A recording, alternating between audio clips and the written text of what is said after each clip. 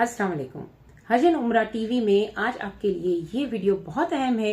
अगर आप लोग हज पर जाना चाहते हैं, अगर आपकी कोई भी फ्लाइट है जिससे आप हज पर जाना चाहते हैं, तो इसमें कितना लगेज आपको चाहिए, आपको कैसा लगेज लेकर जाना चाहिए, कितना वेट होना चाहिए, कैसा हैंड कैरी होना चाहिए आपका, और कितनी साइज होनी चाहिए, ये सारी चीजें किस फ्लाइट में कितनी साइज और कितना वजन आपको लेकर जाना अलाउ है, और एयरपोर्ट पे ख्वार ना हो, इस वजह से आप इस वीडियो को मुकम्मल देख लें। और अगर पसंद आए तो लाइक शेयर जरूर कीजिएगा। मुझे कमेंट में जो भी सवाल पूछना चाहें पूछ सकते हैं, और आपके इंशाल्लाह ताला हर सवाल के जवाब देने की मैं मुकम्मल पूरी कोशिश करूंगी। ठीक है, तो आप करते हैं स्टार्ट वीडियो को। अगर आपकी फ्लाइट शेड्यूल में लिखा हुआ है पीके का मतलब है PIA, इसमें जो है वो 40 kg अलाउ होता है। तो आपने 30 kg का अगर एक बना लिया तो दूसरा आपको 10 kg का बनाना पड़ेगा। आप ये भी कर सकते हैं, लेकिन ये बहुत हैवी वेट हो जाएगा, आपको कैरी करना मुश्किल हो जाएगा। और जो अमला होता है जो एयरपोर्ट पर उठा करके प्लेन में सामान डालता है, तो वो भी परेशान हो जाते हैं, और आपका जो है ना लगेज टूटने का भी बहुत खतरा होता है। तो इससे बेहतर ये है कि मेरा मशवरा है आपको 20-20 किलो के आप 2 बना लें। ठीक है, और अगर ऐसा हो तो यहाँ से इतना सारा वजन लेकर के चले जाएंगे तो फिर वापसी में आकर के आपको इतना सारा वजन दूसरा जो वहां से आप खजूरें या कोई चीज परचेज करेंगे तो मुश्किल होगी। तो यहाँ से थोड़ा सा कम ले जाएं, यानी कि अगर आपको 40 अलाव है जाते वक्त, तो आते वक्त भी आपको इतना ही अलाव होगा। तो आप कोशिश करें कि टोटल 20 किलो आप यहाँ से ले जाएं, तो 20 किलो वहां से भी ला सकेंगे, तो 40 किलो हो जाएगा। तो इस तरह से आप अगर एक सूटकेस में कुछ कम डालते हैं, यानी 20 से कम डालते हैं, तो आपको वहां से वापसी में आसानी होगी। अच्छा, दूसरा SV अगर लिखा हुआ है तो ये सऊदी एयरलाइन है, और सऊदी एयरलाइन में 23 kg का एक जो है वो आपको अलाउ होगा। तो 2 23 kg के आप लेकर के आ सकते हैं। तो इसमें भी आप यही करें कि 23 kg से थोड़ा कम रखें, ताकि वापसी में आपको लाने के लिए आसानी हो। इससे ज्यादा 1 या आधा किलो भी ज्यादा होता है ना, तो वो लोग इसके डॉलर के रेट लगाते हैं। और जमजम सब जो है वो सबका अलग ही होगा। ठीक है, 5 किलो का जो जमजम का होता है ना पाउच, वो आपको अलग से दिया जाएगा, वो इस वजन में वो शामिल नहीं होगा वापसी में। अच्छा, दूसरा अगर PA लिखा हुआ है तो आपकी एयर ब्लू है, और अगर PF लिखा हुआ है तो एयर सियाल होगी। एयर सियाल और PF दोनों को, यानी कि एयर ब्लू का, दोनों का एक ही लगेज का साइज है। तो इसमें आपको 20 के 2 आप लेकर जा सकते हैं। 40 kg अलाव है PIA की तरह, और आप 20 के 2 लेकर जा सकते हैं, एयर सियाल में भी एयर ब्लू में भी। इसी तरीके से जो 7 kg है वो आपको हैंड कैरी आप लेकर जा सकते हैं। 7 किलो का हैंड कैरी तमाम जितनी भी एयरलाइन है हर किसी ने यही अलाउ किया है।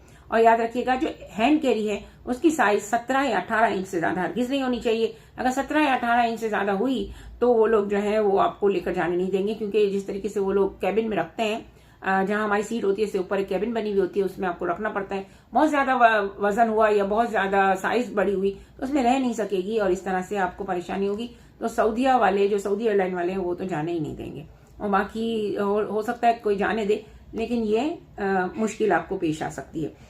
अच्छा, इसलिए आप 17 से 18 इंच से बड़ा हैंड कैरी ना लें। और जो पहिए होते हैं ना नीचे से, वहीं से इसकी साइज नापी जाती है, जमीन से लगाकर। आपको साइड पे तस्वीरें नजर आ रही होंगी, जमीन से लेकर ऊपर तक आपको इसका साइज देखना है। 17-18 इंच से बड़ा हरगिज हैंड कैरी का साइज नहीं होना चाहिए लंबाई में।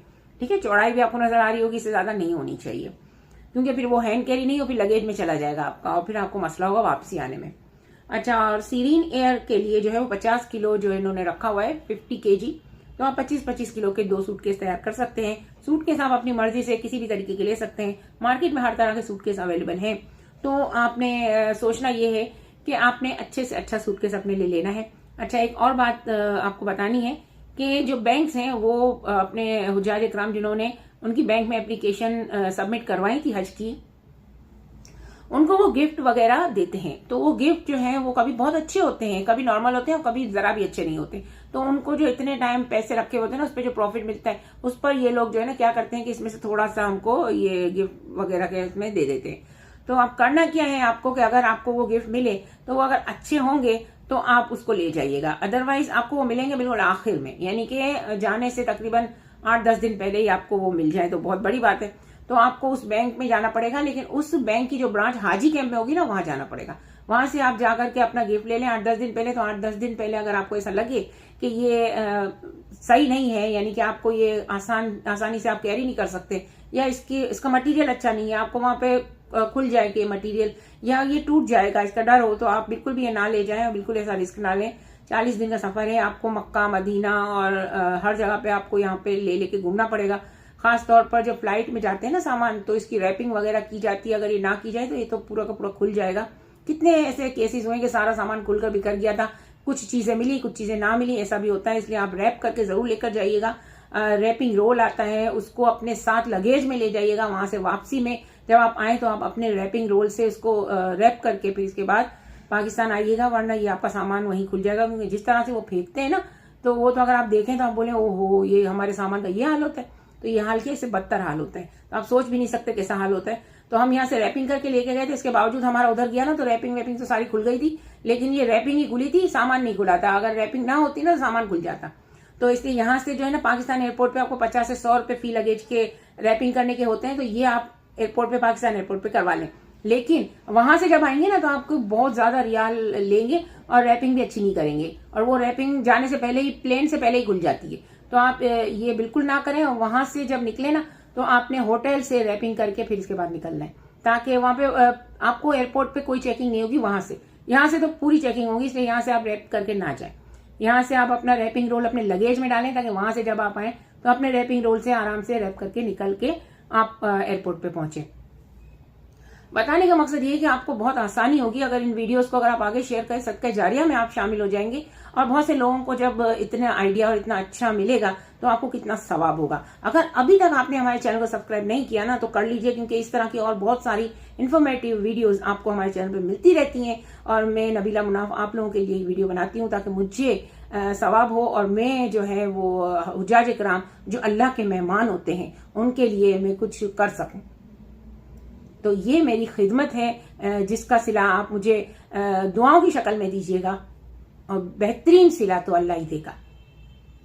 उम्मीद है आपको मेरी वीडियो पसंद आई होगी। पसंद आई तो लाइक शेयर जरूर कीजिएगा। और मेरे चैनल पे बहुत सारी ऐसी वीडियोस बनी हुई हैं जिनमें जो है वो बहुत सारी ऐसी टिप्स और ट्रिक्स बताई गई हैं कि आपको वो बहुत काम आएंगी। खासतौर पे वहाँ पे FM में जो उर्दू जबान में जो खुतबा सुनने को आपको मिल सकता है, उसकी वीडियो, उसका तरीका मैंने अपने चैनल पे बना के रखा है। देखें ये एंड स्क्रीन पे मैं जरूर लगाऊंगी, और हो सकता है इस वीडियो के डिस्क्रिप्शन में मैं उस वीडियो का लिंक भी डाल दूं। इसी तरीके से ट्रेन की मशायर की वीडियोज और मुजदलिफा में एक रात गुजारना, उसकी वीडियोज बहुत सारी मैंने बना कर रखी हैं, तो मैं लिंक शेयर करूंगी डिस्क्रिप्शन में। और एंड स्क्रीन पे भी 2 से ज्यादा वीडियो नहीं लग सकती, मैं कोशिश करूंगी कि कुछ वीडियो एंड स्क्रीन में और कुछ के लिंक जो है इस वीडियो के डिस्क्रिप्शन में डाल दूं। लेकिन आप लोग हमारे चैनल की वीडियो लिस्ट में जाएं और जा करके देखें, बहुत सारी ऐसी वीडियोस आपको मिलेंगी कि जिनको देख करके आपका सफर बहुत ज्यादा आसान हो जाएगा।